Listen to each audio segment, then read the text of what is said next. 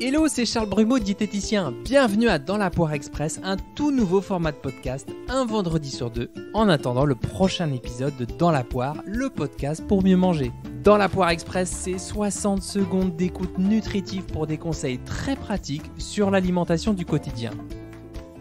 Alors ça y est, c'est la rentrée et parfois nos enfants ne petit déjeunent pas parce qu'ils n'ont pas faim avant d'aller à l'école, ou ils se lèvent trop tard, ou alors ils ne mangent pas tout le midi à la cantine.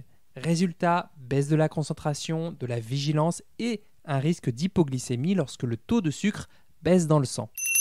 Mon conseil, c'est de leur glisser un petit quelque chose dans le sac à dos qui ne nécessite pas de préparation, qui se conserve toute la journée et qui ne s'écrase pas dans le sac, sinon bonjour les dégâts. Je vous donne 3 exemples, il y en a plein d'autres. D'abord, un fruit dur. Une pomme ou une poire. Là, on a des fibres, des vitamines, des minéraux, un bon petit coup de peps. Vous la lavez et vous l'enveloppez dans un bis-wrap ou du papier cuisson. Sinon, un bon creux de main de mélange de noix et de fruits secs, par exemple un mélange de noix et de figues ou alors de noisettes et d'abricots secs. Alors les abricots secs, si possible bio, c'est les vrais, là, ceux qui sont marrons pour rester dans le local. Là, on a de l'énergie immédiate et des minéraux amis de la concentration pour bien phosphorer, littéralement, ou sinon des cookies maison avec de la farine complète et de la purée de noisettes par exemple. De quoi tenir toute la matinée avec des cookies qui ont du goût. Et si vous n'avez pas pu cuisiner le week-end avec votre enfant, des cookies classiques, ça dépanne aussi de temps en temps, détendez-vous, l'équilibre alimentaire ça se joue sur toute la semaine, pas besoin de culpabiliser.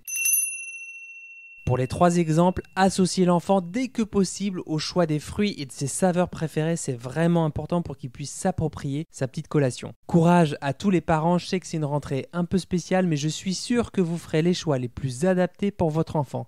Je vous dis à la semaine prochaine pour un nouvel épisode de Dans la Poire. Bon appétit de vivre! Si vous avez appris au moins une seule chose dans cet épisode, le meilleur moyen pour soutenir mon travail et m'aider à faire connaître Dans la Poire, c'est de le partager.